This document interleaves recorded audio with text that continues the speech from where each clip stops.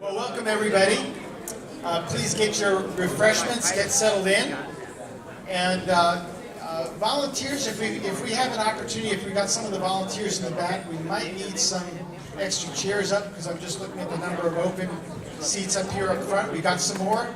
By the way, we always make sure our speakers, it's safe. Oh, Dwayne, thank you. Dwayne's reminding me that the orientation table's up here. We got plenty of room if those of you that want to brave coming up here. Our speaker tonight is wonderful. You actually want to be close to her because she'll give you lots of good energy. So on that note, I'm going to pass the microphone over to someone who always gives us wonderful energy. It's Edia. She'll lead us in prayer. Shall we stand to honor God? Oh, merciful God, our Father, we thank you. We honor you and we bless you. Tonight we come to you with our concerns because we want to be in the place that you have already ordained for us. And this is why we come to CNM. We thank you for this place. We thank you for giving us the capacity to be here at this time and in this place. We thank you for all the people who have helped us so far, at every table, at every station. Now we're looking forward to tonight's speaker, the chosen servant for the evening you have presented before us. We want to learn something. We want to get something. We want to be exactly where you want us to be. So with that knowledge, with what we gained tonight, we just want to give you praise early. We want to give you praise for it early because we know miracles are going to happen this night. We're expecting them. We're looking for them. And for that, we give you praise. We give you honor. And we give you glory due only to your matchless name. Amen. Amen. Thank you, Edia. And so we even have some people who always applaud Edia's prayers, so you're welcome to do that if you'd like. All right, there we go. Thank you. See, stand up and think about it. Okay. First off, a number of announcements, and we've got a real powerhouse of speakers here tonight. Ardell Fleeson is our main speaker. I told her she invited some other speakers along with her tonight to, I guess, do some cameo appearances. And you know, if a terrorist showed up tonight, man, we'd lose all the brain trust for career support people. So you're really in for a treat tonight. We got a great cast. So some announcements. First off, Judy, first Fredwell. Where's Judy? Here she is. Judy, why don't you come on up? Thank you very much. Good evening, everyone. My name is Judy Shonda, and I'm with First Financial Security. We're a very rapidly growing $30 million financial services firm here in the area. And we are looking for people who are interested in building a new career in financial services. I would be more than happy to have a conversation with you. We are not hiring for hourly positions or salary positions. This is an entrepreneurship opportunity. So if you're interested, I'll be out in the hallway, and I would love to share with you. Thank you. Thank you for coming, Judy. So she'll be out in the back if you have an interest. Also, where's Paul? Paul, you've got an announcement about some opportunities. Good evening, everyone. I'm Paul Cudahy, and I've been tabbed recently to head up a new effort here at Career Network Ministry to try to help us build up our stable of volunteers. And so I want to encourage you to think about it. There are a number of benefits that would accrue to you by volunteering. You'll certainly have an opportunity to fill up that gap in your resume because you'll be doing something here at Career Network Ministry. You'll have a chance to expand your own network and try to find contacts inside your target companies. You'll also be able to maintain a more positive attitude by taking your eye off yourself and focusing on others' needs. And you'll have a chance also to develop your own job search skills while you're helping others. So there's some great opportunities. We're looking for subject matter experts, people who can work on special project teams, and also folks who like to do admin work.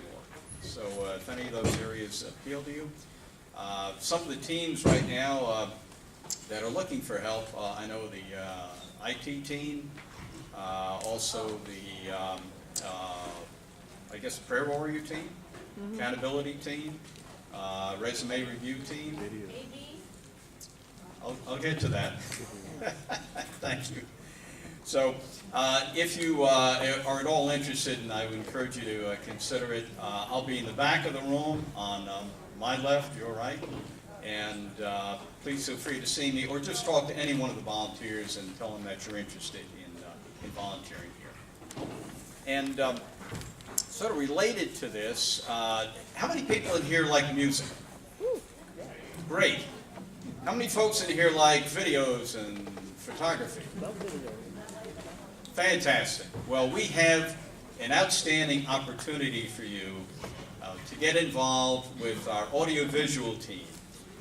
We are looking for some, how do the Marines say it? A few good men and women to help out with David, Pierce, and Will and the AV team. So once again, if you have an interest in that in particular, we do have a real need there. Please feel free to see me or any of the volunteers here and make sure that we shuttle you to the right place to get you started. So thank you very much. Thanks, Paul.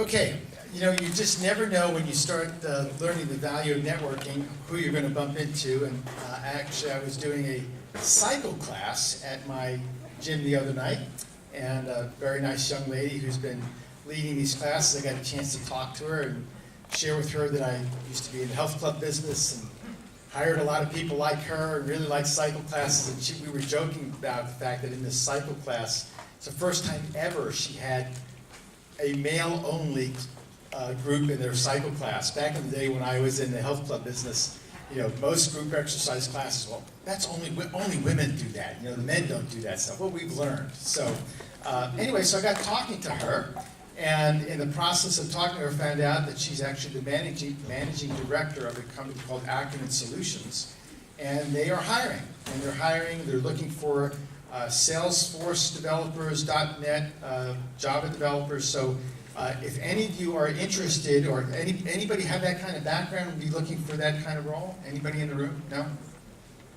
Okay. So if you have an interest, reach out to me. The company name is Acumen Solutions. So I have a direct connection with her. I sweat with her at least a couple times a week. So, okay. We now have Melissa. Would you like to share a few notes about what's going on here? Some exciting new stuff. Absolutely, guys. On everyone's table is our Toastmasters flyer. We are looking to charter a Toastmasters group here at Career Network Ministry. And with that, I've got a few folks we've identified who are current Toastmasters that will give a 1 to 2 minute speech on how Toastmasters has impacted them and how it's been such a positive influence on their lives. Idia, Anton, one at a time? One at a time. Go ahead, give it up for Anton. Thank you very much. Thank you very much, Melissa. I'm Anton Vanderbilt. I've been in Toastmasters for over a quarter of a century. Yes, and it's not on my birth certificate, just to let you know. The one thing I really enjoyed about Toastmasters is that I'm still learning, even with being in the organization for over 25 years, even with an event like our meeting last night, where we talked about changing and improving ourselves in the effort of constant improvement. One item that I always reflect on from our founder, Dr. Ralph Smedley, founded the organization over 90 years ago. The history of this organization is based off of learning and learning best in times of enjoyment. And we did have a good time at our meeting last night. We talked about these two words coming together scared me, but when the speaker talked about them, communication, apprehension. What I got out of it was teaching the butterflies to fly in formation. And how this speaker decided that coming to a Toastmasters club and participating in speeches was the way he was able to beat his communication apprehension. The second speaker that we had last night talked about those famous misheard lyrics. Now, I remember some of them because I even said some of them. But one of the ones that got me last night was, for those of us who remember Paul McCartney, remember the old song Band on the Run? Yeah. Yes, the person said that she once heard it as spam on the tongue. And that, among others, made for a very enjoyable meeting. So I believe for the Toastmasters event, even in 25 years in, I learned best in moments of enjoyment. And that's what I believe you'll get at your Toastmasters meeting, be it here or anywhere else in the world. Toastmasters International is a worldwide organization with over 20,000 clubs around the world. So it's something that you could start here and go on to where your next job is, where you next want to move and live, and you can always learn best in times of enjoyment. I turn control of our meeting over to Edia.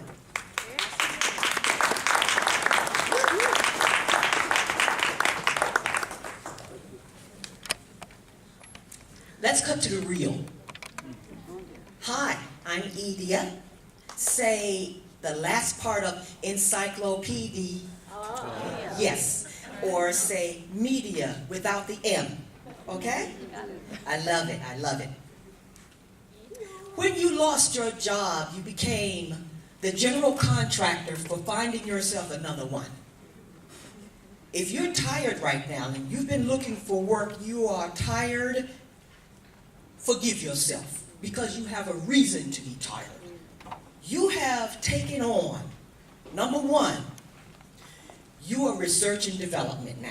You're a company of one, you are now research and development. You have to research on yourself, you have to research on the people that you want to talk to, you have to find them, you have to dig them out of the ground.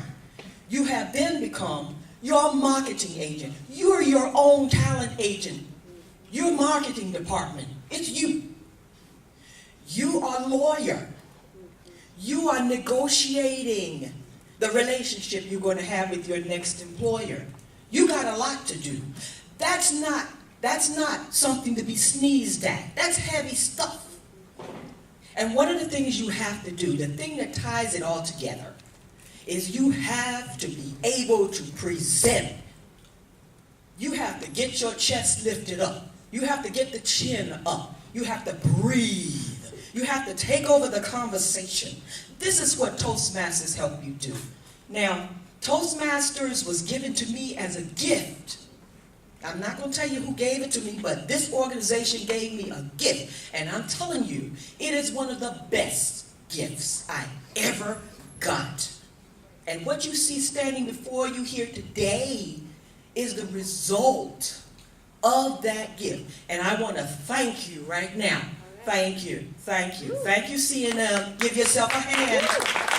Yes, you did this. You did this. You did this. I am now at the bronze level of communications. The gentleman just before me is a distinguished Toastmaster. I'm headed toward that. I'm working on my silver communicators certificate right now. What I want to tell you is, especially if you're introverted like me, you have to learn how to speak up at meetings. You have to learn how to be confident when you speak. You have to learn how to do the training in a way that attendees will listen to you and believe you what you say. You have to be able to make yourself known out there in the community when you're looking for work or when you're networking. It comes in handy. Toastmasters is a good thing. Do it, do it, do it. That's all I got to tell you. Do it, do it. You will not regret it. You got a fear of speaking? It will help you. It's a nice, comfortable place where you can come and be safe while you learn and how you teach yourself how to be a better communicator. Do it, do it, do it. Do it for you. Do it for your new career. Do it. That's all. Do it.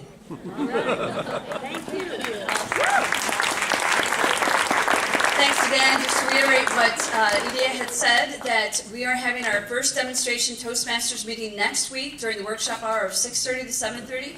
Any questions, feel free to email me. My email address is on the flyer, and definitely RSVP so we'll have the appropriate materials available when you attend. Thanks very much. Have a great night. And thank you, Melissa, for putting all this together. So give Melissa a round for bringing the gift to us instead of the other way around. So.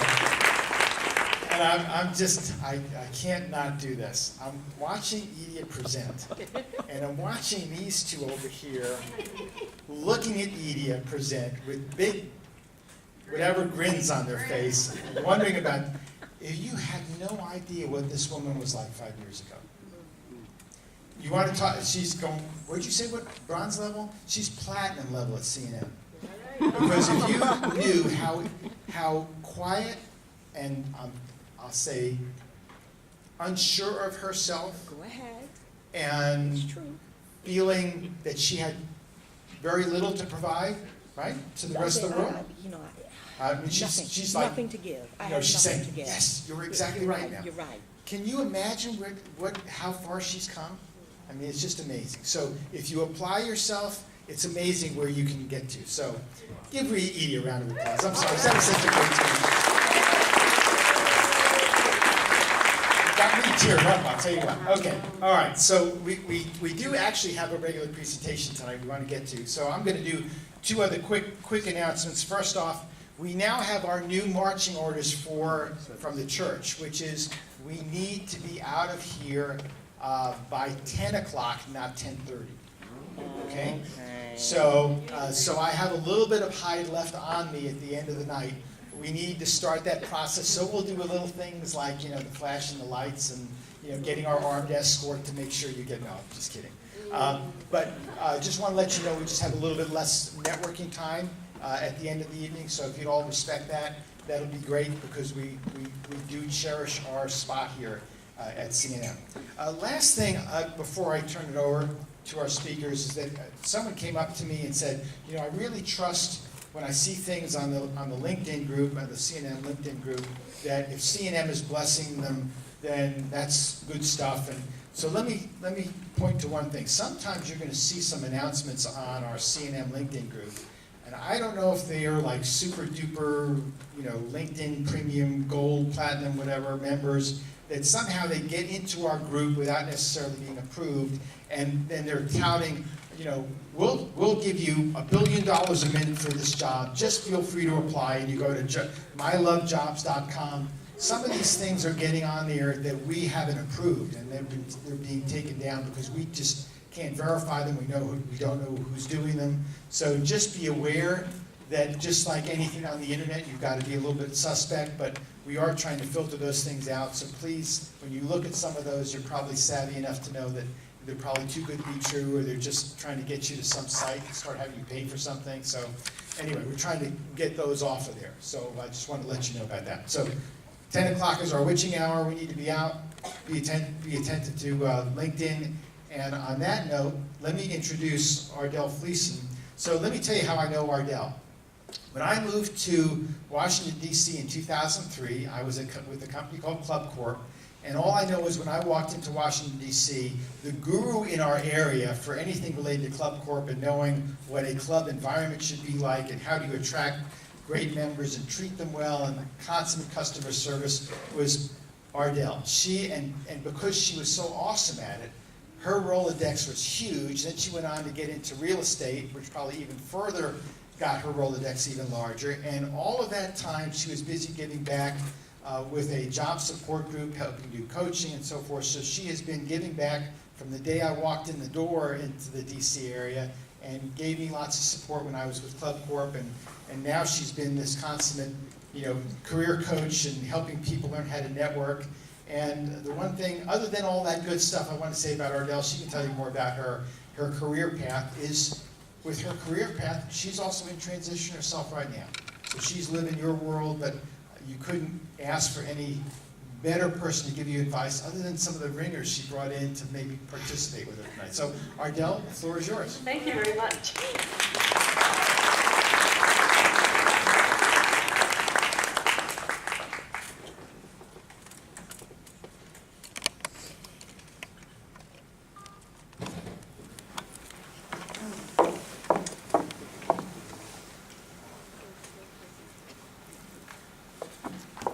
grandmother used to say, I had no choice, I had to do it, I had no choice.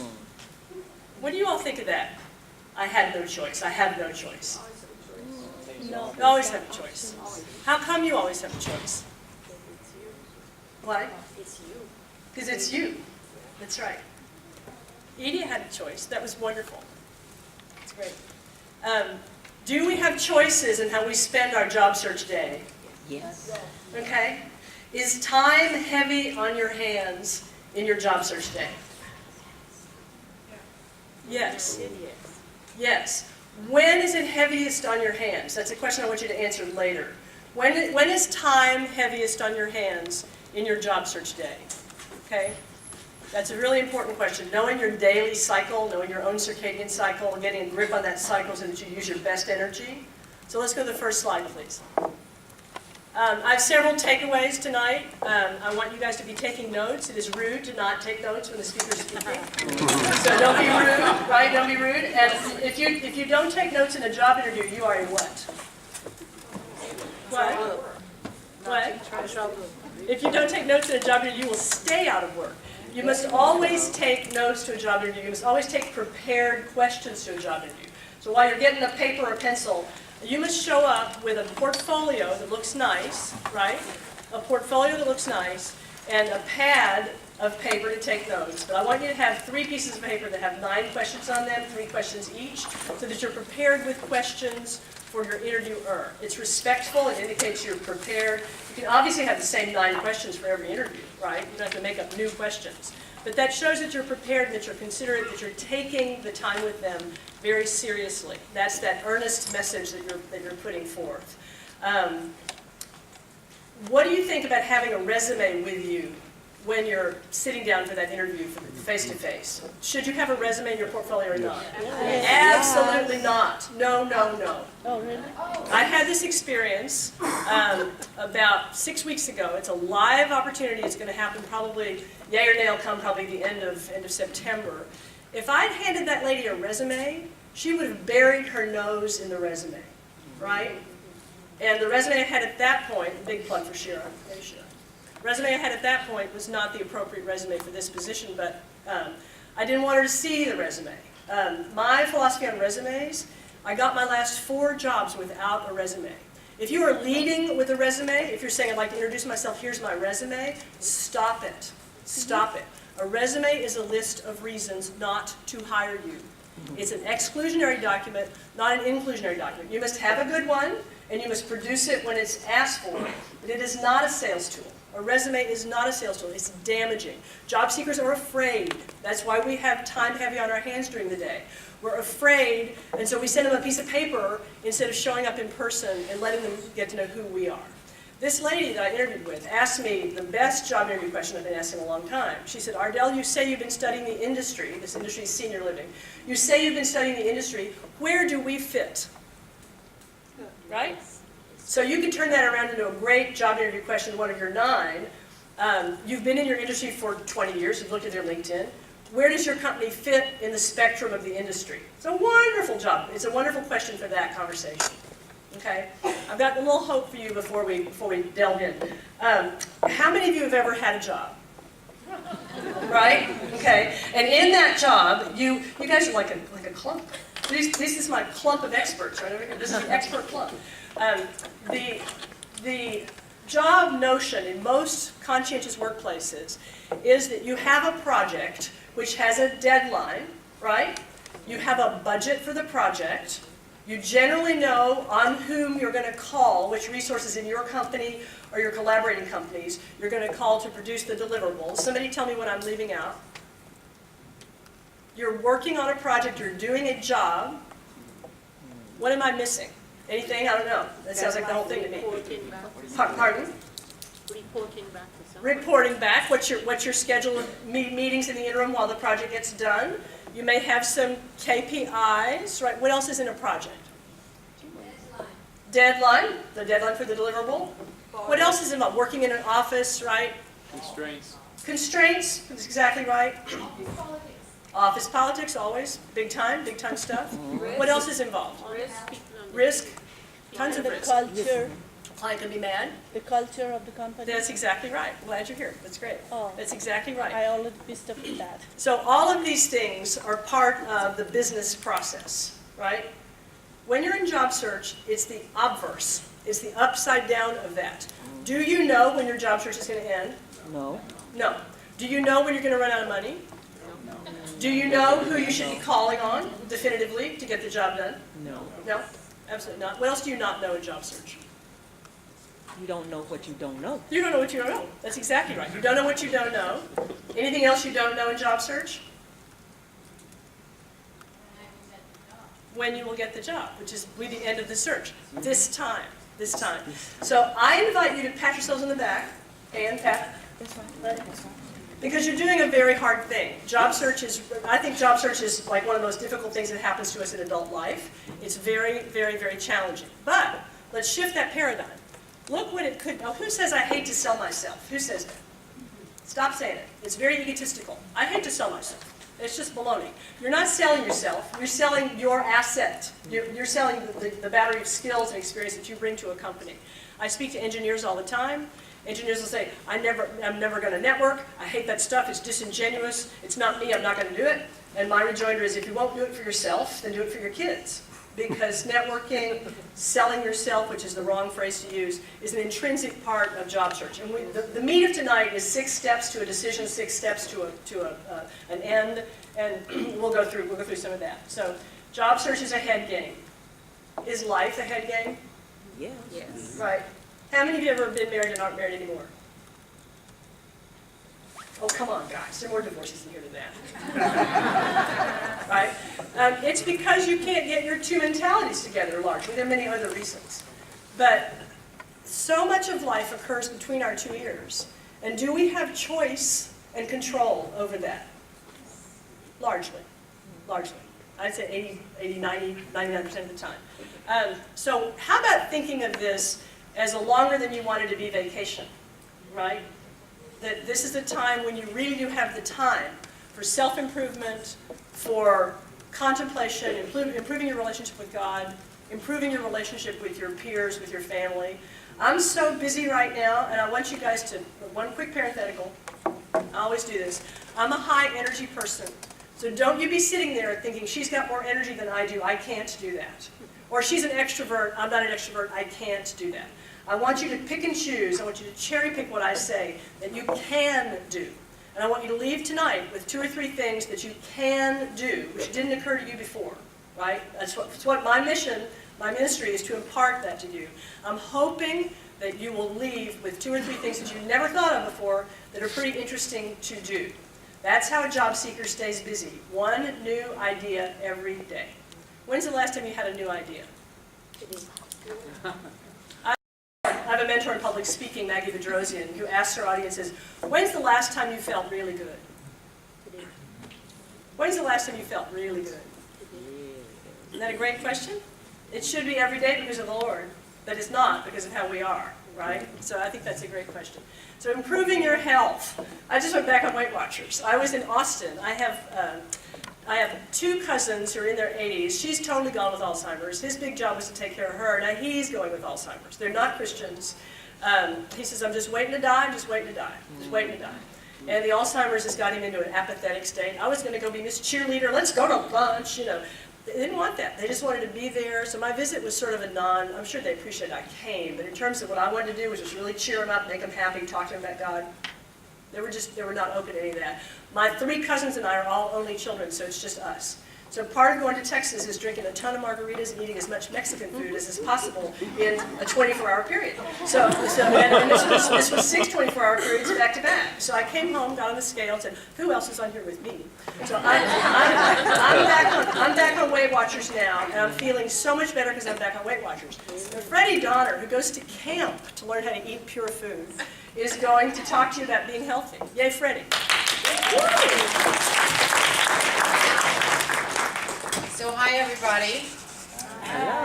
Let's talk about the choice that you have in what you think and what you say. So that's everything that's kind of going out. But then we also have this choice of what we put in our mouth every day. So one of the things that Ardell wanted me to hit upon today is that while you're on this journey, that your energy level needs to be sustainable. It has to, you have to get up in the morning and say, yay, I get another day to look for a job. That may not be how you feel, but the food that you eat can help you feel better. And that's what I want to just highlight in the 6 remaining minutes that I have, is that the most important thing to remember is that most people think that their brain is up here. But in reality, that's true. The brain of the body is down here, right here in the gut. And if you put sludge in the gut, you get sludge out. And this is where your immune system is as well. So if you can take care of the gut, it helps the brain, it helps boost your immune system, it helps your sleep. And most people say, well, I can't eat, really well because it's so expensive to go eat. So what do? I go to the grocery store and I buy these real cheap dinners, things like this, because it's only $1.99 for a meal. But the reality is, in addition to what they call this as food, there's these other things in here called like bentonite and monosodium glutamate and some of this stuff that I can't even pronounce. And so although you have food, you also have poison. It basically is poison. The body doesn't know what to do with it. So although it's $1.99, you're saving money on something called food, but you are increasing the toxicity of your body and you're increasing the inability to think clearly. It is a known fact that many Americans are malnourished because of these products, because they do not have nutrition in them. So when you go to the grocery store, if you go and buy a bag of wonderful fruits and vegetables, you would be amazed at what you can do with these things. And the difference is that this is alive. This food is live. And by the way, it does not come with an ingredients sign on it, because the only ingredients is what it actually is. And so it is real food. It is live food. Your body craves live food. And it is very inexpensive. And it will take you longer to cook it. But your body will so much appreciate it. Whole grain food, whole grain bread. Thank you for the bagels, but Tuesday night only, okay? Whole grain bread. It's better for your digestion. That white stuff turns into gum into your digestive system. Rice, cheap as can be. You can mix it and make it a million different ways. And this beautiful bag, well, this is the fancy rice, so this was probably $6, but this is probably 10 meals right here. And then when I go and mix it with my black beans, okay, or my garbanzo beans, I can do coconut and ginger with it one night. I can do lime and cilantro with it another night. I can put a little salsa in it another night. And you know what? My body will be happy. And I'll wake up and I'll be happy. I'll be more energetic. You'll be more energetic. Please stay away from the sodas. The sodas cause high acidity in your body. It takes 32 replacements of water. For every can of soda you drink, it takes 32 ounces of the same amount of water to neutralize that acid in your stomach. And don't think the diet is any better, because it's actually worse. So, go with your water, get a filtration unit if you can. They don't have to be expensive, and they can be very expensive, but invest in that because it is the only liquid your body needs. Sorry, coffee doesn't count. And so, unless you get it through juiced vegetables. Unless you get it through juiced vegetables. If you have a blender, You can throw all those vegetables in there, throw some frozen fruit in there. You can make a nice little smoothie, and you can get 2 or 3 servings of your fruits and vegetables before you ever leave the house. And you know, a little agave nectar, a little sweetener, it'll make it good, and you'll feel great. And then when you show up for that interview, your skin is going to glow, your energy is going to come through, you're going to be all that you can be, and you have a choice.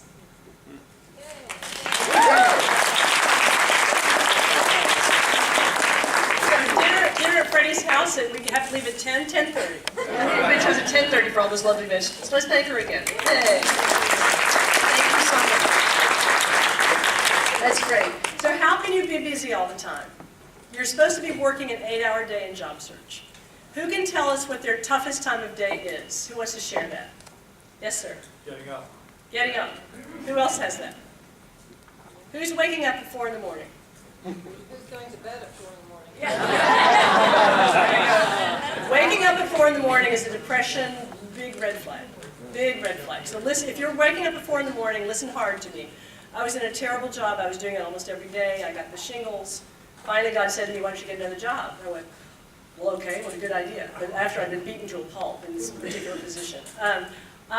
You know that there are 2 levels of story about your job search situation. I was told goodbye by 2 companies in 6 months, and I'm like the best employee you ever met. You know? I mean, who wouldn't want to hire me? So it was a huge blow, but my last reading to you addresses this. So absorb, wait for the last reading about how life is difficult. It's not a piece of cake. Life is not easy. A little paradigm for me. I was expecting when my granddaughter came that I'd see her 2 and 3 times a week. I started a little journal about all my visits with Winnie. She's a precious little girl. She's 5.5 months old. Okay, I didn't see her 2 and 3 times a week. It just didn't happen. They didn't invite me. They're very private people, and they got married, had a baby, and bought a house in 2.5 years. So you know that's a shock for young people. And I remember when I had little kids, my head was completely in the zone. But my grandmother-ness was all over the place. I really wanted to spend more time with this baby. I was beginning to be resentful. I turned it over to God. What can we do about this? I'm in Freddie's Treatment Work Group, and we talk about spiritual, personal, and professional challenges. And this was my personal challenge, is how come I can't see this baby? Well, if you're patient, and I remember stuff my mother-in-law said to me when I was early married, don't you, right? And I'm not going to do that. I'm just going to keep it buttoned, even as hard as it is for me, the extrovert. And we had a breakthrough. I'd like some applause. Praise God, this breakthrough happened. Wait, I don't know what the breakthrough is yet. So there was this text, and the text said, Mom, Becky and I want to go to a wedding. We might not go to the reception. Can you come over Saturday, August the 2nd and babysit for Winnie? So I texted back, delighted. Don't worry about the reception. Stay as long as you like. Winnie and I will be fine. The next text came back, great, Mom. Can you pack a bag and stay all night? So that's the babysitting breakthrough that we've just had. I'm thrilled about that. I think they'll see how wonderful it is to have the free babysitter around. And because of their ages, there's going to be another baby pretty soon, I would imagine. So, you know, then I'm in like Flint. So these are life struggles. Life is not perfect. We want job searches to be 1 and 2 and 3 months long, right? At this point, I've been out of my second position. Go back to my paradigm. You tell your good friends what really happened. In the other cases, you don't make up a story. You never lie to anybody about anything, period, and in the end. But you use the words to still tell the truth. Nobody has asked me why I'm not with Club Corp anymore. Nobody. Nobody. And I asked God on the anniversary of 3 months being gone, allow me, please, Lord, to tie a ribbon around this, put it on the shelf of my mind, not feel, I was waking up with huge anger every morning, just not feel the anger anymore, and forgive them for being such dopes. You know, because they just made a terrible decision. But on the other hand, I was launched into something that I think God has much more bigger plans for me. We'll talk about that in a little bit. So next slide, please. Busy all the time. New cash coming in. How many of you don't know where your next buck is coming from? Me too. This is not a shame. Well, no, that's wrong. I do know where my next buck is coming from. This is not a shameful position to be in, but it's one that you need to address because nothing will mess up your confidence and just instill such anxiety than not knowing how you're going to pay for things. So I have some instant cash ideas for you, and please just absorb and accept because I think you can do any of these. Consult. Your former employer probably has competition, right? Go to them. I was just a part of a recent downsizing at XYZ. I'd love to find out how ABC handles this particular challenge, right? Consult. Consulting is working. And I was just speaking with someone earlier, hold your hand up for a second too. When you're consulting, you say, I'm consulting for clients at the moment. I can have another 2 or 3 clients based on my schedule, but I'm also looking for W-2 style employment. I'm looking for full-time work. So you tell them you're consulting, because if you tell somebody you're consulting and they find out later you're looking for work, you are a liar, and they'll never hire you. So they have to know that you're consulting as you look for work. Your former employees competition, form a team and pitch a project. I'm doing this with 2 other women who are real estate professionals. There's a redevelopment opportunity locally that we want to go after.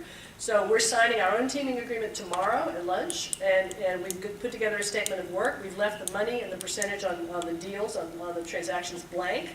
And we're going to pitch this business next Tuesday. So pray for us at 10:30 on Tuesday morning. We hope we get this deal.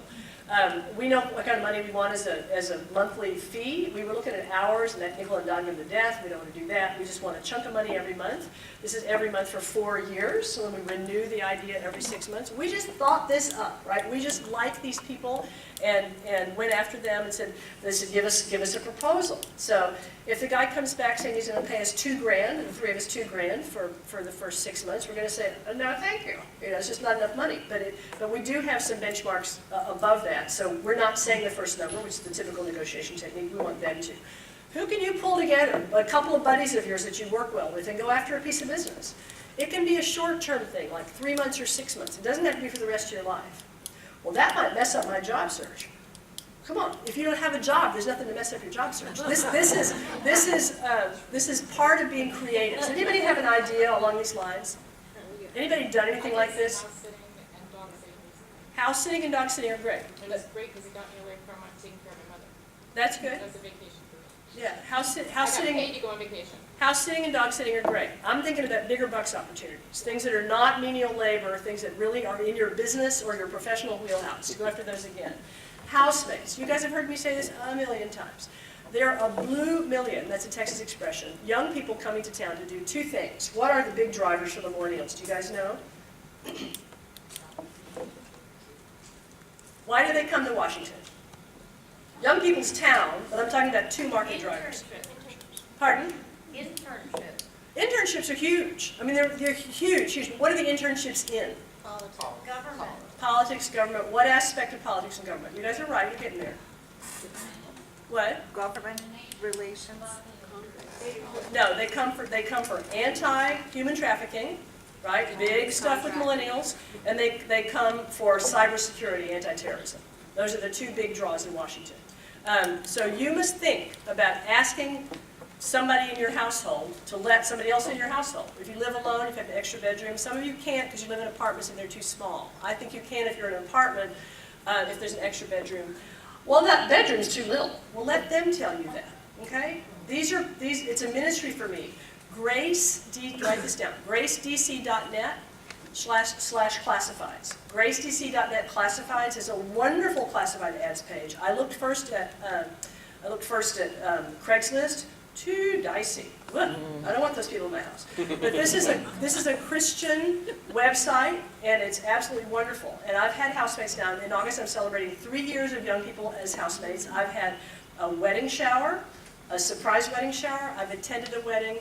We're friends, and I'm not their mother, I'm not their landlady, I'm their housemate. And it's a Christian household, we have no contract, we have a basic ethics scheme, which is Jesus's. We pray for each other. It's absolutely wonderful. I have a 4-month minimum, right? I have a number below which I will not go. And you'll see my ad, I've got 2 ads in there, I've got 2 rooms that are open. My ad says, rent according to your budget. Well, absolutely yes, as long as your budget's not 0. You know, I have numbers I've got to make. They pay 1/4 of the utilities when the bill comes, up to a max of $60, and it's never more than $60. It's a wonderful deal. I'm offering these lovely young people sub-market rents. They've got to be with me 4 months or pay me for 4 months. It's not a rooming house where they can go live for a month and then leave. And God has given me a wonderful new set of friends. They're all younger than my own kids, so I'm leveraging my property, which is my house. If you have an extra bedroom, I affirm to you, my dear friend in Christ, you can do this. And if you put an ad up this weekend, they vet it over a couple of days. How I handle the money piece is once you give me your check, you've got the room. And I crash the check. I do that all the time. I cash the check, and then they owe me the rent the month after they move. Like if they move in on the 5th, they owe me the rent for the next month on the 5th. I'd love to tell you more about it. It has been a savings. Guess how much, I report this, I tithe it, I pay tax on it. Guess how much money I made last year in housemates? Somebody give me a number. 512. Somebody give me another number. 20,000. I made 28 grand last year. Right? Just by opening my home up. You can do this. Look at what Craigslist says they're charging near you, right? And give it a shot. I've mentored 2 other people in doing this. It really works. I'm an extrovert. I love having people around when I get home. If you really are a private person, it might not work. But because we all work like dogs in Washington, we never see each other. We had an upstairs situation where a man and a woman were sharing a bathroom. And I said to her about 3 weeks in, I said, how's it going, Julie? And she said, it's going great because I go to work at 6:30 and he gets up at 9 o'clock. So they never see each other. So I couldn't recommend housemates more. Other things you can do. There's crying need for school system, assistant type people. What are things you can do that are way below your pay grade but will give you some money and give you some morale and get you in a community? I worked at Neiman Marcus when I was in divorce recovery for 2.5 years. Is it on my resume? No, absolutely not. Nobody needs to know that. But it was beneficial. It's pivotally important then. Whoops, we lost us. Najwa, tell us about your health club idea and what you're on to now. Where'd you go? Yay! You want the microphone? Yeah, I got it. Will energize me. My health club idea was a great idea, but I didn't end up doing it. But you're so courageous, though. I was you guys courageous. hear tonight that she announced she was going to do that? It was Freddie's thing, right? I was unpacking baggage. Anyway, I felt embarrassed, but I went ahead and applied for a $12 an hour job as a concierge at Health Club. But as a result of that, I found out that our own dear Mel used to be in the health club business, and he gave me a wonderful pep talk. And another gentleman said, I have an opportunity for you, and he handed me his card. And he ended up getting me an interview for a concierge in a fancy building in Roslyn that has now turned out to be an assistant manager opportunity. And it's live. And then Freddie introduced me to an opportunity at the Washington Speakers Bureau, which would be a great match for what interests me. So, put yourself out there. Be willing to choose things you might not want to do, and then also be willing to admit it and tell people about it, and you never know what might come up. Exactly right. So let's applaud Najwa. It's wonderful. I have a little bit of an income opportunity for anybody who wants to do it. I need somebody to scribe for a 2-hour meeting, either listen on the phone for the whole meeting or give me a recording device.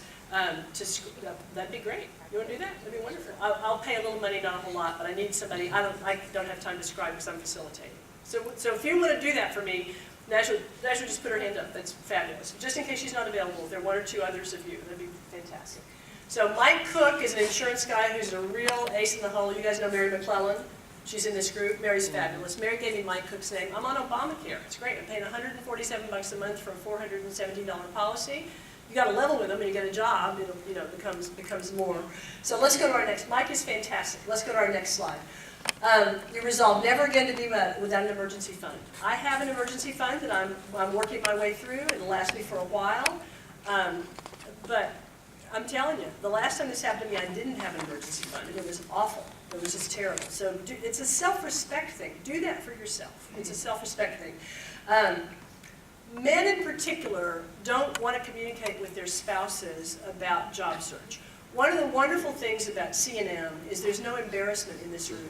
It's absolutely wonderful. But in the greater world, outside the Lord, there's tons of embarrassment about not having a job. And men in particular, I've noticed in my many years doing this, they want to fight the battle themselves, not involve anybody. And what does the spouse become? And sometimes the roles are reversed. What does the spouse become? Isolated. What's worse than isolated? Target for frustration. Target for frustration. Sure, it's real bad for the marriage. But what happens in the heart of, usually the wife, not always, what happens in the heart of the wife? Sheer terror. What's going to happen to me? Do I have to go get a job? What's going on? And here he is being Mr. Macho about, I'm going to take care of the family. So my encouragement to you gentlemen is open that up and have a conversation with your pipeline chart, which you've heard from me in other meetings, with your pipeline chart once a week. Here's what's happening, here's what's going on. Very, very important. Dave Ramsey, you guys know who he is? Okay, take a Dave Ramsey course. Get your church to fund you the $106 to take the Dave Ramsey course. It's wonderful. Next slide. Ardell, what is Dave Ramsey? Who is Dave Ramsey is the Christian Susie Orman. Yeah. He's the Christian, Dave Ramsey is the Christian Susie Orman. He has a course called Dave Ramsey's Financial Peace University, and it's absolutely wonderful. So my worst time of day is early in the morning. I have vivid, if I'm getting enough sleep, which I try to do, I have vivid dreams right before I wake up in the morning, and that's when all the anxiety comes. You are such a loser. You've been fired twice in 6 months. You're out of a job. What are you going to do? You've got no place to go this morning. Aren't you ashamed of yourself? Why do you have these problems in your life? You're a superior person. Obviously, you're not a superior person because these things are happening to you. All that negative self-talk is what accompanies me as I wake up. Okay? If I don't get right to my routine, then that stuff lingers all through the day. I know it's not true. I know as Christians we're supposed to depend upon the Lord, but we got to be honest about what's happening in our brains, right? This is what I'm feeling, and it's horrible. I hate it. It's been going on since March the 26th. You know, that's not long, I know. But the intensity of the feeling is really there. So these are my ideas. Triple your time with God. The more time you spend with Him in the morning on a scheduled basis, get up at 6:30, be in the Scripture by 7 o'clock, right? 6:45. It's not a great idea to have breakfast with Him. That's kind of too much parallel processing. I think you've got to really focus on what you're talking about. It also helps to speak, because we're speaking machines. That's what we do. Birds are flying machines. We are speaking machines. If you sing all the verses of a hymn, you'll dig into that 19th century wisdom. It's just wonderful. And read a scripture aloud. Read Psalm 39. Oh, man. Read Psalm 39 aloud 2 or 3 times in the morning. And I set my timer for just sit there and listen. And some days it's listen to God for a minute, and then I've got to send this email, and how do I pay that bill? You know, I get right into I call it the mental tattoo, that stuff that's going on. But if you set your timer, you can free your brain for a while to just focus on the Lord. 5 minutes is what I do. Some days it flies by, some days it doesn't. Exercise is very good for you. When Freddie was talking, I was thinking of wonderful verses. Present your body as a living sacrifice. Do that even in job search. God wants our best, even in job search. So let's do the next slide. And do you want the blue glasses or the red glasses? Which one? Red. I want the votes for red. The red people, put your hands up. And the blue people, put your hands up. Oh, this is hard. So I'm going to start with red, and then when the blue people get tired of the red, put your hands up again, and I'll switch to. Okay, I'll switch to. So scripture for you. I've got wonderful scriptures. This is Psalm 74. That's setting a wake-up time. Psalm 74, 16 and 17. The day is yours, and yours also the night. You establish the sun and the moon. If He established the sun and the moon, cannot He get us another job? Right? And you established the sun and the moon. It was you who set all the boundaries of the earth. You made both summer and winter.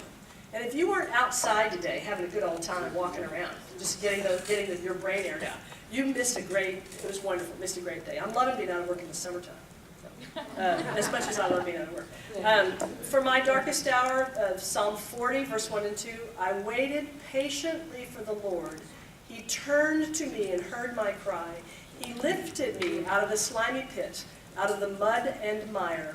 He set my feet on a rock and gave me a firm place to stand. Does that look like a job? Set my feet on a rock and gave me a firm place to stand. That's what I'm praying for. So can we go back to that other one for just a second, Will?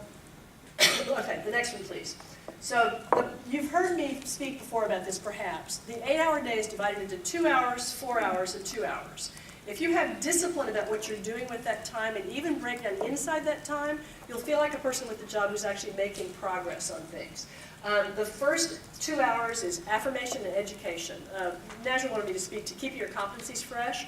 There are industry publications that people don't have time to read when they're working in the industry, which you now have time to read, which are part of that second hour of the 2 hours of affirmation.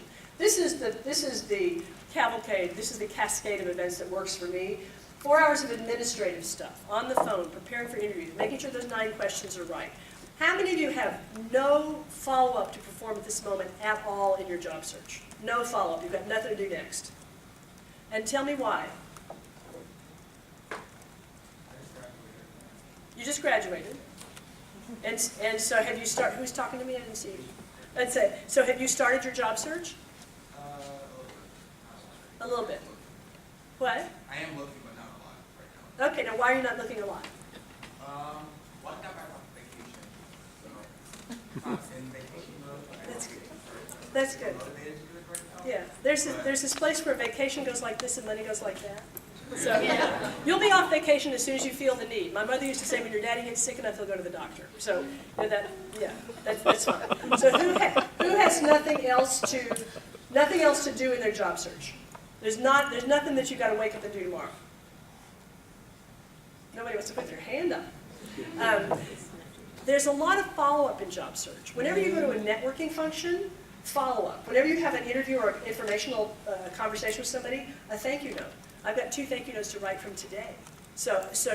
There needs to be, follow-up needs to fill up that middle 4 hours. 2 hours of networking.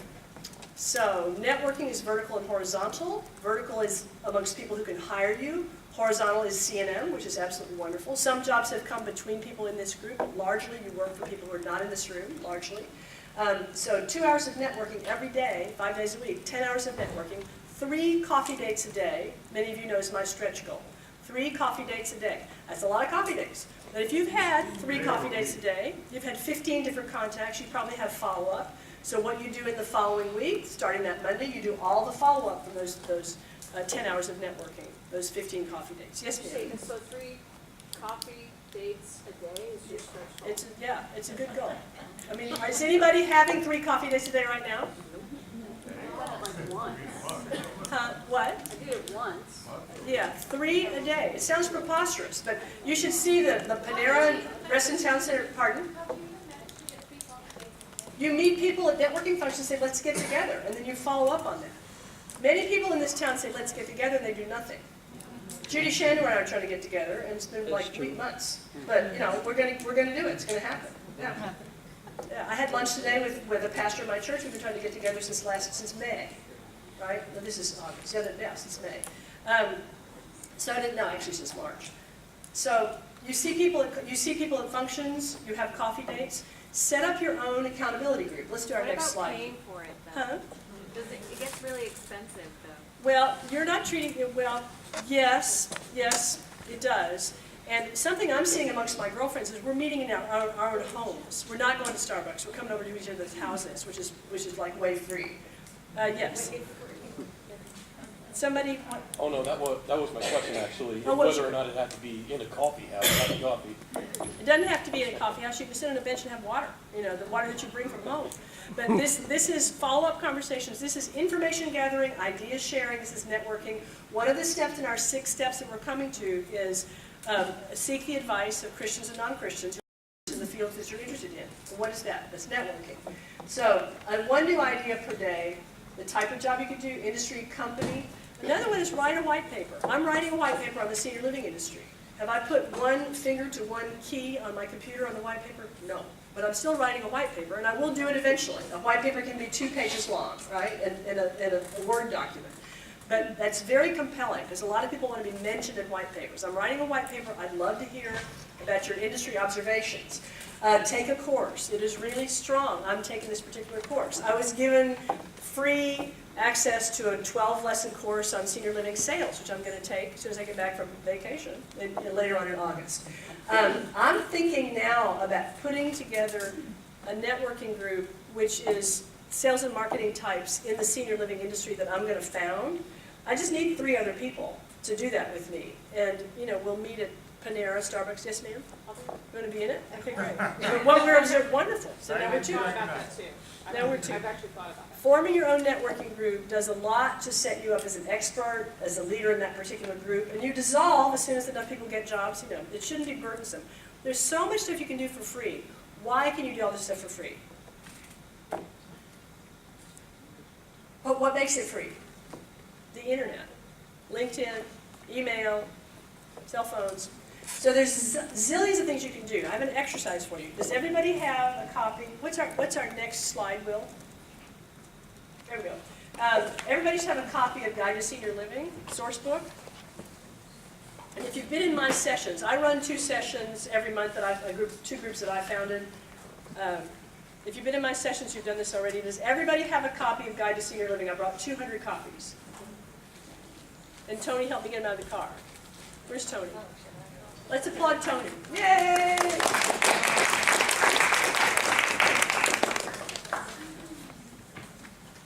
anyone else need a copy?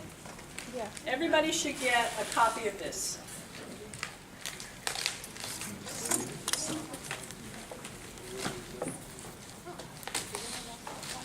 Who does not have a copy? Hold your hand up if you do not have a copy, please. Everybody. Thank you.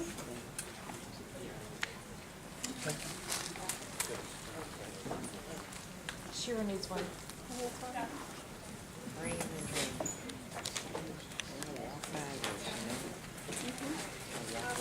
Copy of the book. Bye, Nina. Are you leaving? See you later, Gator. Bye. Bye, Sally. Okay. Okay. Does everybody have a copy now? Thank you, Pastor Outers. Here's the exercise. This industry is hopping. It's booming. The stat is that 80 million boomers, right, we're all in the process of retiring, born 46 to 64, that's what Shira taught me, right? 80 million boomers are in the process of retiring. The quantity of square feet in bricks and mortar in the current senior living industry, which includes everything, continuing care retirement communities, assisted living, nursing homes, the whole shooting match, the current quantity of square feet will accommodate what percentage of those 80 million boomers in about 5 years? Well, no longer than 5 years. What percentage is built out now that will work for this group? Somebody give me a guess at the percentage. 8. 8. Who did I get this from? The Director of Philanthropy for an organization that's in Winchester, Virginia, Lutheran run. They've got 5 communities. 8%. Where does the Director of Philanthropy get his money in the senior living community? What's his chief source of gifts to the community? To the Lutheran Brotherhood that runs this thing? The residents. Isn't that slick? I mean, I thought that was amazing. You live there, and then you give them all your money when you die, or much of it, because mom and dad have been treated so well. The adult children love it. I think it's a brilliant business model I've never heard of before, and I think it's great. When my daughter's college would call me for donations, I'd say, I'm paying tuition. Call me in 4 years. That's how I would feel if I were living. At any rate, well, we'll do another scripture in a minute. I want you to do this sentence at your table. I want you to say this sentence to the peers at your table based on something that you see and add an article in that book. This is how to get a new idea, right? You pick up a magazine that you've never seen before in an industry you do not know and say, what could I do for these people? How many different business skills are there? 5. And then they're all subcategories down from them. Right? Operations, sales and marketing, accounting. How many more are there? Information technology, management. All these things are management. At any rate, here's Jim McAndrews. My name is Jim McAndrews, and I am a tax lawyer and accountant, CPA. Right? I could help Erickson Senior Living solve all of their tax problems. And Erickson nearly went bankrupt, so they'd probably love to see Jim coming. Right? Even though Jim's maybe never worked in senior living before, he could do that because of the skills that he brings from his background. You guys are looking at me strangely. You want to know what I want you to do? I want you to say a sentence, that sentence, 2 sentences, to your neighbor based on what you learned from that book. Go. You guys know this book? Oh, yeah. Who doesn't know this book? Who's never seen this book before? Oswald Chambers was a Presbyterian minister in Scotland. He was a mystic. He's a devoted, devoutly Christian man. And his wife collected his sayings in a daily devotional book, which is one of the most popular devotional books in Christendom. It's called My Utmost for His Highest. So this is June 26th. And this has to do with the morning thing I was talking about. A lot of you have morning problems. The grace you had yesterday will not be sufficient for today. Grace is the overflowing favor of God, and you can always count on it being available to draw upon as needed. So I should just like roll over and read this to myself when I'm having that morning thing that goes on. It's just really powerful. So Mal is going to do this for Mal and going to tell us who he is in the assisted living, elder care, senior living industry. Am I on? Oh, I am on. You have to fill in those blanks. My name is Mallard Owen, and I am a senior management consultant, and I can help your organization improve its management and leadership skills and reduce the stress within the organization so you have longer retention of your employees and happier patients at your hospital or your facility. Whatever. Yeah, don't call them patients because we're all in denial like we are.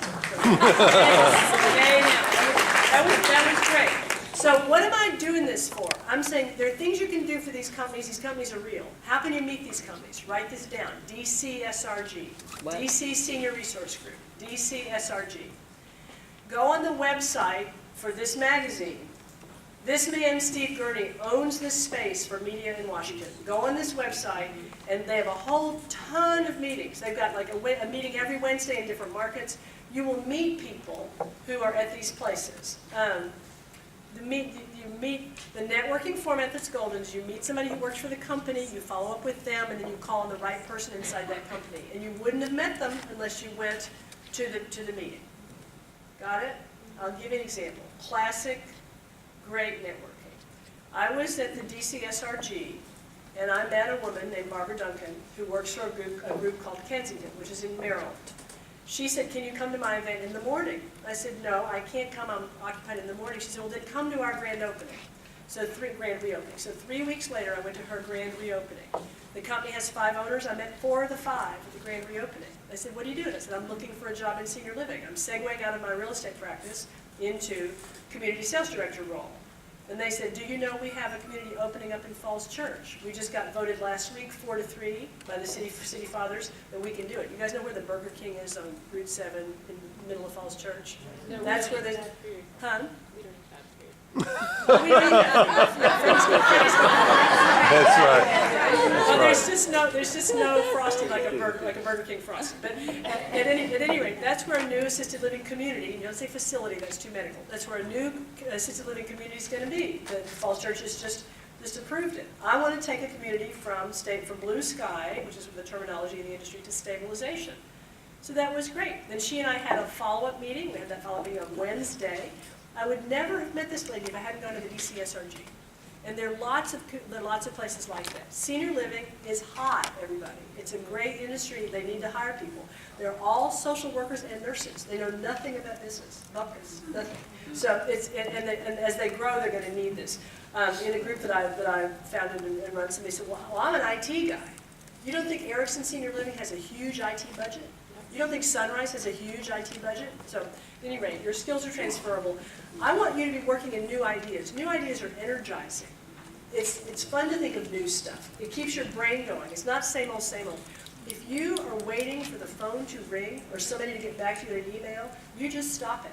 You go do something else. It does not serve you to wait around and have time heavy on your hands in job search. This is a tough moment, but I want to share it with you.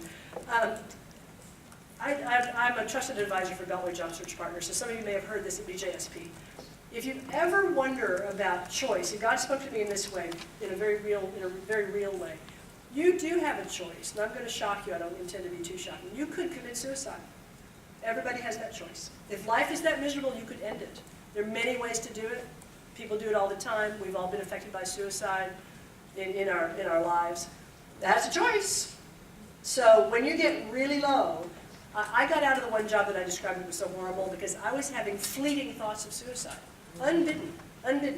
I just go, one day I was driving down the Beltway and thinking, well, if I killed myself at the end of March, and I went, holy cramoly, I'm a Christian. What am I doing thinking like that? It's that brain chemistry that flips when you're in so much stress. It's, what's it called, that chemical? Is it serotonin? Dopamine? Is that the chemical? Well, I had a surfeit of that chemical in my brain due to the amount of stress I had myself under. I was a dogged entrepreneur. I was going to make it work. But when I had my third fleeting thought of suicide, I thought, this is not healthy, man. I've got to do something else. So God used that as a way of really penetrating my soul and my dogged stubbornness about staying in that job. So we do have choices. Somebody heard a good one of these. Somebody tell us at your table, if somebody had a good one, tell us what it was, please. Your peers will point at you. I think Judy here had a great one. Well, Judy's very bright, so I'm sure she did. So let's hear. Here comes Melanie. Hi, my name's Judy Shondowan, and I am a Medicare insurance agent, and I can help the whatever Maryland facility I found in the book by educating their seniors about zero premium Medicare plans that are coming out this fall. That's great. So she just happens to have expertise that's in the senior realm. So who heard another good one?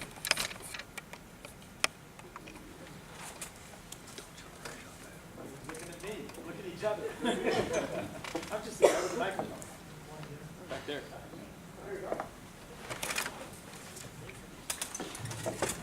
My name is Kelly Adami. Met everyone of us last week, and I could help your whatever names of Sunrise to come once a week and volunteer or whatever it is, just to teach either French or Arabic. And so the seniors, your seniors will use their, just use their brain, because they say as you get older, it's good to learn a new language, and I'm here to help with that. So I hope I can get that job. So I have a market question for you. Are westernized people of Arab descent who live here inclined to have their parents at the home in the home with them until the parents die, or are they inclined to put them in assisted living because they've become westernized and they do that now? This is a very difficult question. I don't think it's just they love to have the family with them. The elderly, they stay with their family. It's not, they put them in assisting. I don't know, maybe they do. I have not seen anyone doing that. There's a movement in affinity assisted living, which I've been reading about, I'm very energized by. There are 3 affinity assisted living groups in Washington. One is Knollwood, Vincent Hall, the military ones. One is Hebrew Home, which is huge, it's a huge campus. And the third is Alternative Lifestyle. There's a gay assisted living and LBGT assisted living. And so I think there's a lot more room for more affinity assisted living. Culturally, I don't think Arabs would do that, but maybe they would as they became westernized. A girlfriend of mine's mother, who lived to 102, was in an assisted living community outside Paris, where they spoke Russian all day because they were all white Russians who fled after World War I. And those ladies are all passed away now, but that's affinity assisted living when you're with people who have like values. So if there's an Arab community, then go say let's form these people have all day to spend because they're retired. Let's form a grandchildren Arab learning class, Arabic learning class. And let me be the vendor who brings that to your community. I mean, we're making all this up, right? These are ideas. Let me be the vendor who brings that to your community every Tuesday afternoon. And pay me $500, right? Or pay me from the fees they pay. At any rate, it's a really good idea because it's culture sharing, and keeping your brain alive is a big thing. I've been reading a lot about Alzheimer's. It's pretty scary. Very quickly, I have a friend, she is a harpist, she plays harp, and she did that. She goes to assisted living, she goes to hospitals, and they pay her. She loves it, and she makes her harps, and it's just so relaxing. And she did that for a living now. That's great. Thank you. So she took a passion of hers. Another Oswald Chambers. I think does anybody want to do one more of these sentences? One more? No? Let's applaud the sentence people. That's great. So Oswald Chambers, this is July 20th. Having the reality of God's presence is not dependent upon our being in a particular circumstance or place, but is only dependent on our determination to keep the Lord before us continually. Remember when we were children, a lot of us learned J-O-Y, Jesus, others, yourself. That's your priority list, J-O-Y. Chambers says that's baloney. It's Jesus, Jesus, Jesus. So that's a biggie for me. Our problems arise when we refuse to place our trust in the reality of His presence. He's right here beside us. The experience the psalmist speaks of, we will not fear, even though, will be ours once we are grounded on the truth of the reality of God's presence, not just a simple awareness of it, but an understanding of the reality of it. Then we will exclaim, He has been here all the time. At critical moments in our lives, it is necessary to ask God for guidance, but it should be unnecessary to be constantly saying, oh Lord, direct me in this and in that. Of course He will, and in fact He is doing it already. If our everyday decisions are not according to His will, He will press through them, bringing restraint to our spirit. Then we must be quiet and wait for the direction of His presence. So next slide, please, Will. I rely, in times of no W-2 job, on my side hustles. I've had a consulting practice for the last 24 years, helping people one-on-one do job search strategy. I'm not a coach, I'm a strategist. I do like one-time, big-time brain dump. The first question I ask is, when were you the happiest in your career? How's that happiness informing your present job search? Because I have no income right now, I usually mention this, but tonight I'm pushing it, right? I'm pitching me to you tonight. The client comes away with people to contact, with great wordsmithing of what's going on in their career life, with ideas about businesses to approach, with networking organizations to attend, with how you introduce yourself at a cocktail party, which is not the elevator pitch. And I've been doing it a long time. People come to see me when they have barriers. My spiritual gift is the gift of encouragement. I charge $2.40 an hour. A session is about an hour and 45 minutes, so that's about $400. And pay me when you can, as long as when you can is by the end of 2014. That's a joke. I don't want anybody to not come and see me for a session because money's standing in the way. So I would love more than anything else to fill up my calendar with CNM people over the next couple months who want to have one-on-one job search strategy situation. I've been doing it for a long time. My clients always get jobs and they always leave a session encouraged, fulfilled, with new ideas. It's a real boost. So please think about doing that with me. I would love to do it with you. So next slide, please. 6 steps. Pray, search the scriptures. Concordance studies, I got one for you later on. Your personal circumstances. What is the reality? Sheer and I were talking today. I'd love to be the Queen of England, right? I'd love it. That job's taken. I'm a U.S. citizen. I could probably never be, but think about what your circumstances will allow you to do. Your skills and abilities. When were you the happiest? What do people praise you for? So next slide. So that's 4 of them. Know the desires of your heart. Very important. What do you really want to do? I talked to somebody on the phone yesterday who gave me the most amorphous, well, I'd like to work in an office where they have some problems and I could maybe help them do things better. I said, and she went on like that. I said, you've just given me, I can't help you with that. I don't know what you want. I don't know what you're after. Time for the blue glasses, blue people? Okay. I don't know what you're after. You need to have something concrete. I would like to go to work as a community sales director in an assisted living community. That's what I'd like to do. Are there jobs around that I'd like to do? Why, sure. But that's my focus. I've prayed about it. That's where God seems to be leading me. I have 3 interview streams going that direction, and that's where I think I'm headed. But I need to be open to what the Lord's guidance is. The desires of your heart. Psalm 37, 4, 7, and 8. Delight yourself in the Lord, and He will give you the desires of your heart. Be still before the Lord and wait patiently for Him. Do not fret when men succeed in their ways, when they carry out their wicked schemes. Refrain from anger and turn from wrath. Do not fret. What's happening when you wake up in the morning? It's fretting. Do not fret. It only leads to evil. Right? Be busy all day. Do stuff. Don't let the fretting get you. Okay? The desires of your heart piece. Read the last 4 bullets. I have a family systems therapist I love. I paid a lot of money for those last 4 bullets. I'm sharing them with you. That's a joke. You guys come on. At any rate, Dr. John Khalil is fabulous. And these are things that he said to me when I was first told goodbye by Club Corp. It really helped me just to ponder these phrases. So does somebody want to comment on one of those last 4 bullets? How you've been in a job like that, that's what you're seeking again to have. Anybody have a reaction to any of those last 4 bullets? Yes, sir. Reflecting on peace within the Holy Spirit, because when I get really busy at work, that becomes a low priority. Say it again, that's so good. Say it again. The last bullet.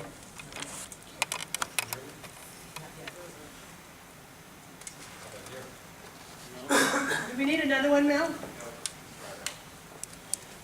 Okay, how about here? There we go. The last point on dwelling in peace within the Holy Spirit.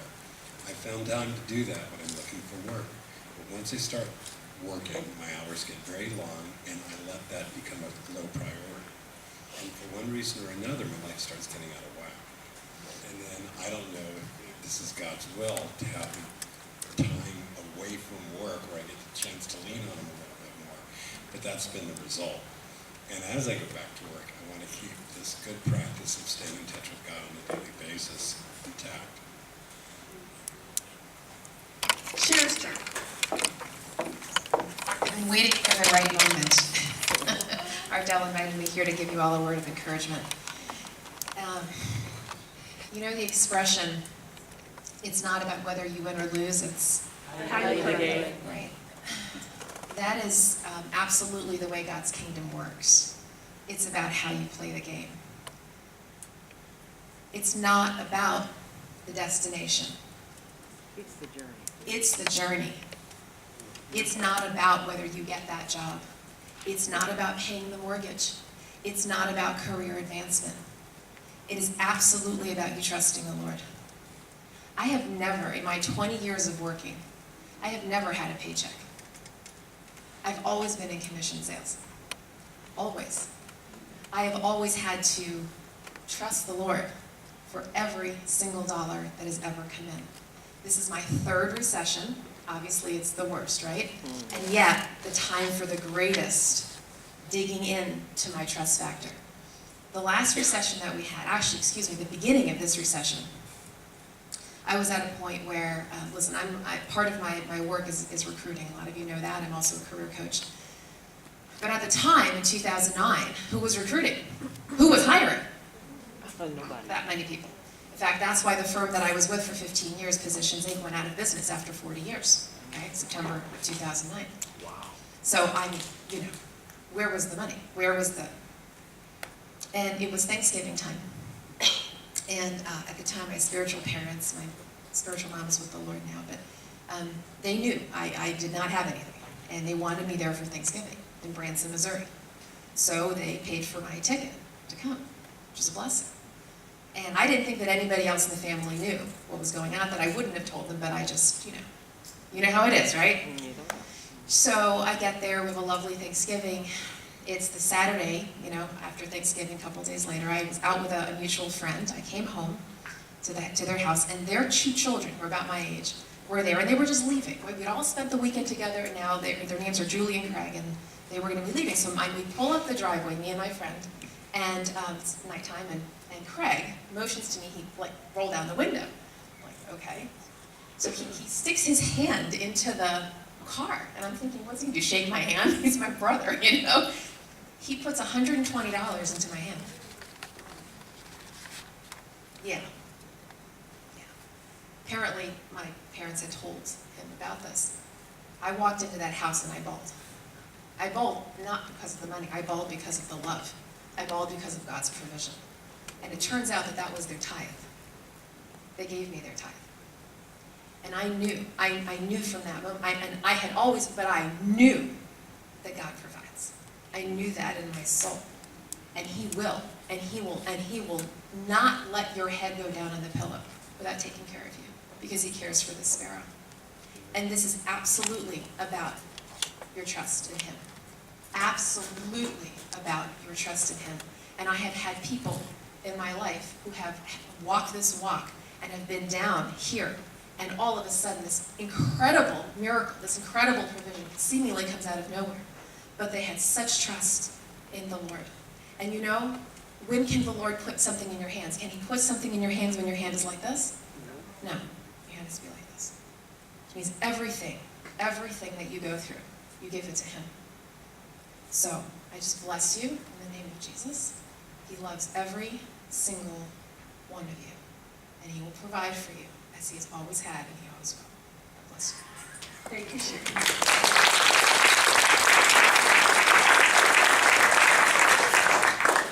Thank you very much. I knew Cheryl would be inspired to speak to us at just the right, exactly the right moment. So can we have the next slide, Will? Okay, this is the last concrete step to a new job. Seek the advice of experts and others in fields, both Christians and non-Christians. So I talked about DCSRG, people that you find on the internet. Somebody's written an article in 2011. Korsnewski gave it to me on affinity assisted living. I'm very interested in that. People have huge egos. If somebody called me and said, actually it happened to me once, somebody called me and said, I've read about you in the newspaper, I'd like to sit down and have lunch with you. Am I going to say, no, I don't have lunch with you? I mean, it's a huge ego suck-up. Of course I'm going to say yes to that. People love to be recognized for their work. I've been reading your material on the internet. I'd love to chat with you. I'm writing a white paper, big stuff. I'm writing a white paper. I'd love to include your comments. Writing a white paper can't be baloney. You have to be doing it. You have to be really doing it. But people love to give information. People with large egos, people who put their name on the internet on stuff, huge. If you want to look up a fellow named Rick Hunsicker, Hunsicker. Rick Hunsicker makes a living doing advice in the senior living industry. He's got a speech he gives at senior living luncheons, which are prospecting events, and the speech is, the reason I'm telling you is I want you guys to think how you could do something like this in your field. This is a cool idea, what can I do that's like it? Hunsicker says at these luncheon meetings, I'm an expert in making the senior living decision. I have no dog in this hunt. I don't work for these people. I'm happy that you're here today, but I'm going to tell you the steps you've got to go through. And because he's disassociated with the organization pitching them, they believe everything he says. And he ups the take rate in that particular marketing event for the assisted living community. So what could you do like that? What could you do as an outside expert? How could you make money holding luncheon events, giving speeches? There's so many things to think about. Concentric circles of contacts. Imagine that you are the bullseye in a target, a target. Write down, this is an exercise you can do when time is heavy on your hands. Write down the names in that bullseye of the people closest to you, next closest, farthest out. When you get to the very outermost, the people you went to college with that you haven't talked to in 15, 20, 30 years. But there's still people that you know. So where do the coffee dates come from? They come from there. It's sort of like walk down memory lane, this is your life, job seeker. It works. People love to help generally. I think that's the case. Jim, do you have anything to add to this? Jim McAndrews, I didn't know he was going to be here tonight. He's a wonderful human being. Let's applaud the wonderfulness of human beings.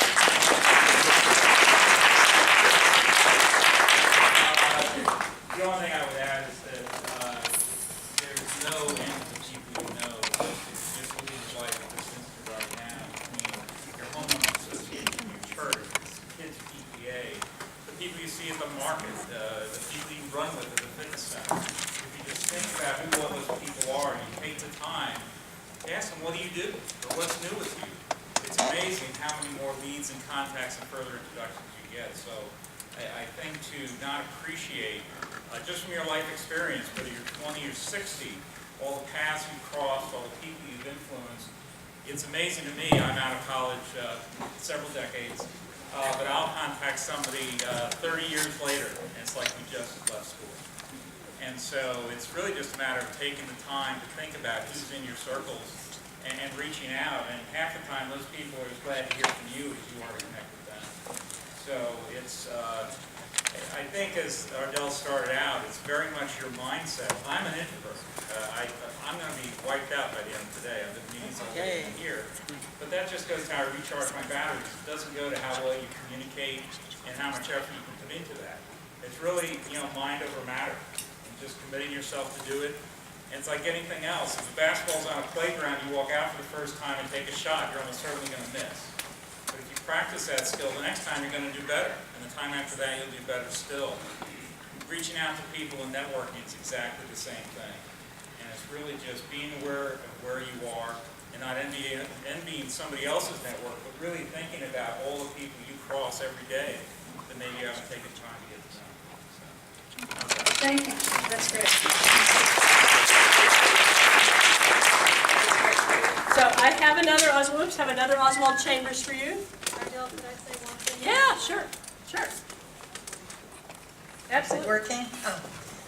Mal and many of our advisors are always telling us to always be open to networking. And I had the delightful experience of riding the first train from Reston on the Silver Line on Saturday. It was so much fun. And wouldn't you know it, I sat down next to a wonderful woman who is going to be a CNM speaker. That's great. Who is that? It turns out her name is Karen, and it turns out she is an outplacement person with a passion for helping people with their careers. And we just had such a fun talk. So talk to people wherever you go. That's great. Thanks, Angela. Shira and I were talking about which Oswald Chambers I was going to talk about, and she said, wait, you got to look at July 28th. Go look at July 28th. It's great. I said, it's already in there. This is so good. I'm going to read you the whole thing, so bear with me for a second. Then we're going to sing together in a few minutes, so gird up your singing skills. God's purpose or mine. This is July 28th. He made his disciples to get into the boat and go before him to the other side. Mark 6:5. We tend to think that if Jesus Christ compels us to do something and we are obedient to him, he will lead us to great success. We should never have the thought that our dreams of success are God's purpose for us. In fact, his purpose may be exactly the opposite.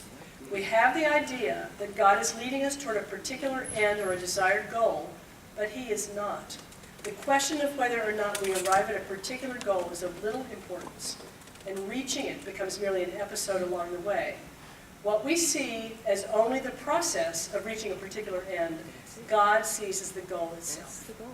Isn't that slick? God sees as the goal itself. What is my vision of God's purpose for me? Whatever it may be, his purpose is for me to depend upon him and on his power now. If I can stay calm, faithful, and unconfused while in the middle of the turmoil of life, the goal of the purpose of God is being accomplished in me. God is not working toward a particular finish. His purpose is the process itself. Let's say that together. His purpose is the process itself.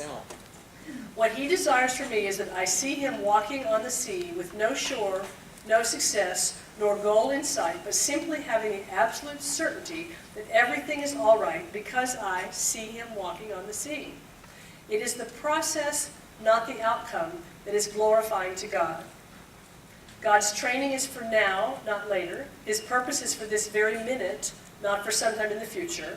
We have nothing to do with what will follow our obedience, and we are wrong to concern ourselves with it. What people call preparation, God sees as the goal itself. God's purpose is to enable me to see that he can walk on the storms of my life right now. If we have a further goal in mind, we are not paying enough attention to the present time. However, if we realize that moment-by-moment obedience is the goal, then each moment is, as it comes, is precious. Let me read that last thing again. However, if we realize that moment-by-moment obedience is the goal, then each moment as it comes is precious. So shift that paradigm and start thinking of job search as a time of opportunity with new ideas and energy from you. It takes a ton of work, but God will give us the energy and the grace to do that work. So let's do our next slide, Will. Concordance studies, look how much is on patience. I got this out of the back of the NIV. So easy. I did one on idolatry, right? Just me and God in the mornings, and there was the pattern right there. And I've got one for you right here. Slide Galatians 5:22. But the fruit of the Spirit is love, joy, peace, patience, kindness, goodness, faithfulness, gentleness, and self-control. Isn't that cool? Okay, so what's our next slide? Please. Okay, this song, we're going to listen to it. We're going to listen, and Will's going to move the slides along. Then we're going to sing it together. Okay, singing out loud is a great thing to do in your time with God in the morning. So we're going to practice. So here goes the song.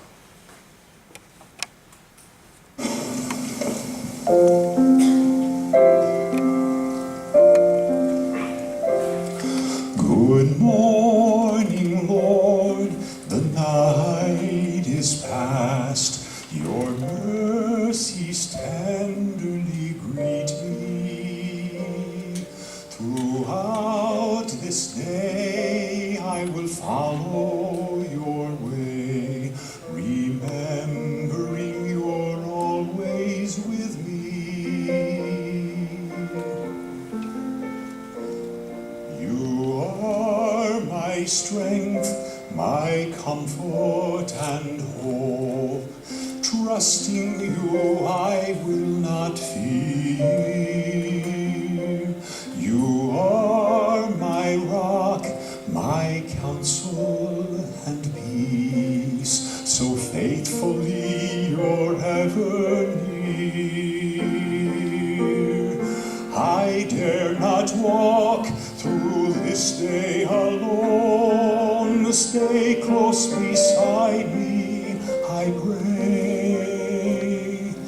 as you dry my tears and heal my heart. Your joy will surprise me today. Your joy will surprise me today.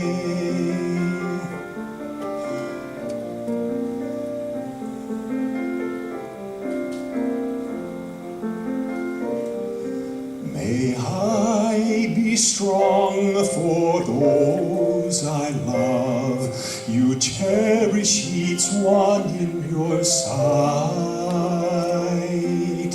Banish the darkness and fears of the night. Shine through my soul with your pure light.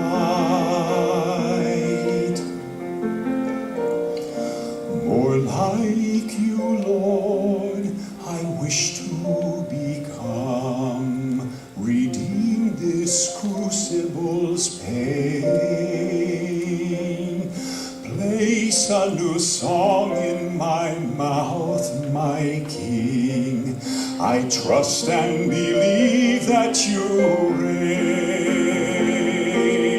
I dare not walk through this day alone. Stay close beside me, I pray, as you dry my tears and heal my heart. Your joy will surprise me today. Your joy will surprise me today.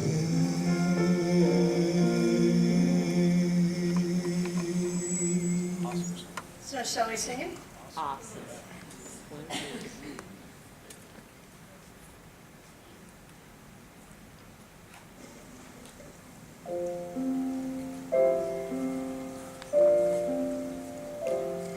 Good morning, Lord, the night is past. Your mercies tenderly greet me. Throughout this day I will follow your way, remembering you're always with me. You are my strength, my comfort and hope. Trusting you, I will not fear. You are my rock, my counsel and peace. So faithfully you're ever near. I dare not walk through this day alone. Stay close beside me, I pray,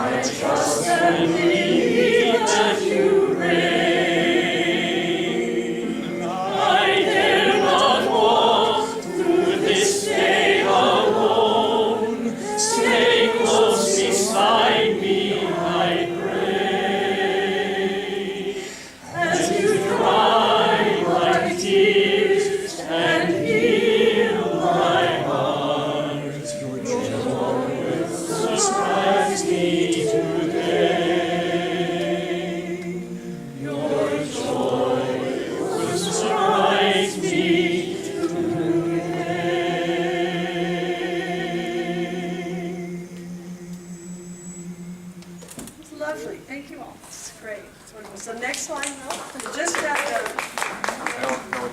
So you're in the palm of his hand. If you're not doing these things, a real quick way out of the doldrums is to pray for other people, right? And nobody in this room has anybody else to pray for, right? Nobody in this room, right? How many of you have at least 10 people to pray for? At least, yourself included. Exactly. So next slide, please. This is how you can help me. Heroines of Washington is a charity gala, and we've opened it up to be the whole city, not just technology.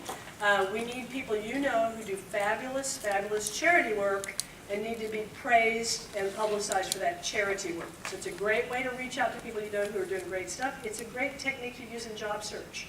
It occurs to me, having read about you, you might be a nominee for the Heroines of Washington dinner. Okay? It's a really good wedge in the door. It's good stuff. So that's what I need.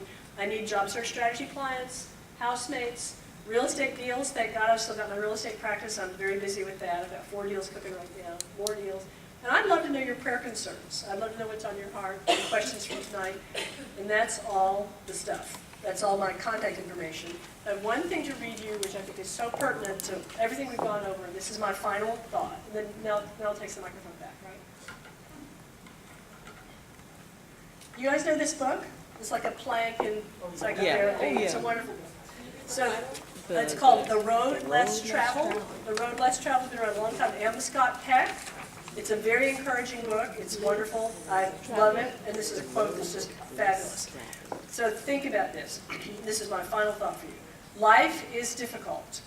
This is the great truth, one of the greatest truths. It is a great truth because once we truly see this truth, we transcend it.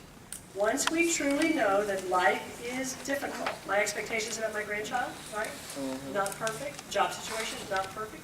Once we truly know that life is difficult, once we truly understand and accept it, then life is no longer difficult.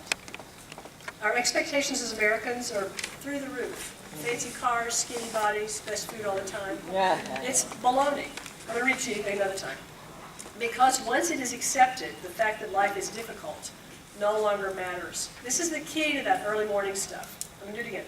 Life is difficult. This is a great truth, one of the greatest truths. It is a great truth because once we truly see this truth, we transcend it. Once we truly know that life is difficult, once we truly understand and accept it, then life is no longer difficult. Because once it is accepted, the fact that life is difficult no longer matters. Thank you very much. I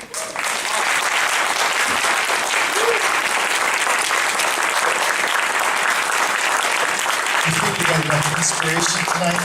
And Ardell, what a voice! My goodness, who would have thunk? Amazing. Well, thank you, Ardell. Just amazing job. All right, I got to. Before we wrap up, and we need to be out of here by 10, so I'm going to do a couple quick things here before we call it a night. So, just out of curiosity, and I'm going to ask to see first by a show of hands. Anybody in this room find someone that they think they would like to, if they could, take them out for coffee to talk to them about their job search? Okay. Would you all stand up for me? Well, let's see. Ardell, 1, 2, 3, 4, 5, 6, 7, 8, 9, 10, 11. Okay, let's see here. Don't know that. Come up front. Come on up front. I'm gonna put you to work. Come on up front. Come on up front. Come on up front. Okay. So here's the deal. What do we got up here? 1, 2, 3, 4, 5, 6, 7, 8, 9, 10, 11, 12, 13, 14, 15, 16. Okay. Ardell, you don't count. Bo, would you hand these out? All of you got a free meal. Let's see. Who is this with? This is with your World Kitchen. Bring this in for a free noodle dish, salad, or sandwich. So go take somebody out for, we're one short.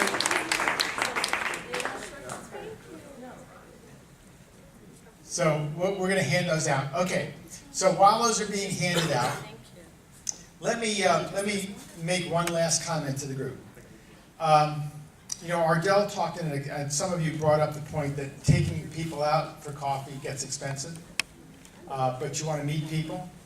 So, first off, if you don't have a full dance card trying to meet people for coffee, first off, you got a lot of people in this room that you could probably be networking with and having coffee with. Just out of curiosity, would anybody like to have coffee with me? Now, so here's the deal. Let me tell you candidly what would probably go on in my world. I'm thankfully employed right now. I would have trouble trying to meet with all of you for coffee as much as I would love to. But what could you do? Do you think if I got a phone call and said 5 of you got together and you'd like to sit down and have coffee with me and pick my brain about something, do you think I would be willing to do that? Maybe. I go to other groups right now where they ask me to present. How do I find time? invite you for lunch. Okay, that's right. How do you think I find time for that? When a group asks me to come and present, why do you think I go? Because I feel like I'm giving more value. If I'm going to carve out that time, I would go meet with a group. So Ardell, one of the things that Ardell does is she's trying to get you to think about being creative to do this stuff. It amazes me, those of you that raised your hand, you know how many people come up and actually ask me, can they have coffee with me, even if I might say no? Probably in the last 3 months, that many people. You didn't know about that. I'm not loved. I'm telling you.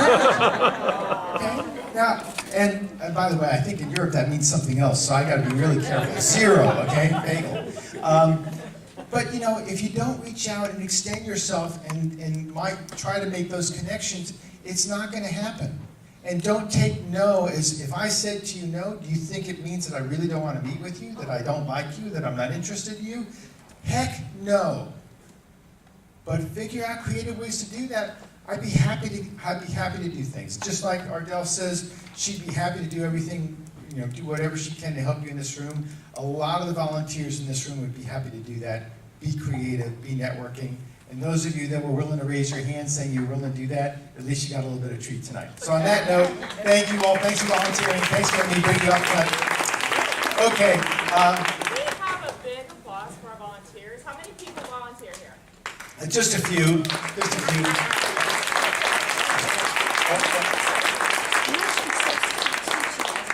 Oh, yes. So substitute teaching, yes, we got to wrap up. So on that note, we need to give the microphone over to Edia, and I'm sorry we're going to have to shoo you out pretty quickly here after we get done with our prayer. But thank you again, Ardell. One more round of applause for Ardell. Thank you, Ardell.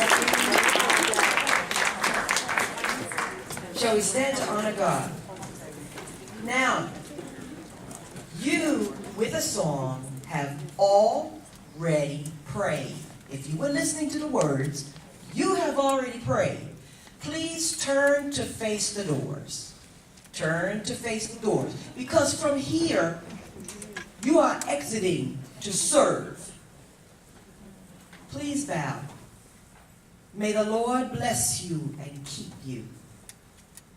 May the Lord make his face to shine upon you.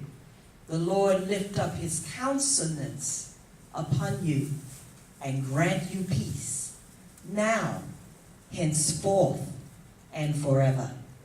Amen. Amen. Go and serve. Number 3 is McLean Ball.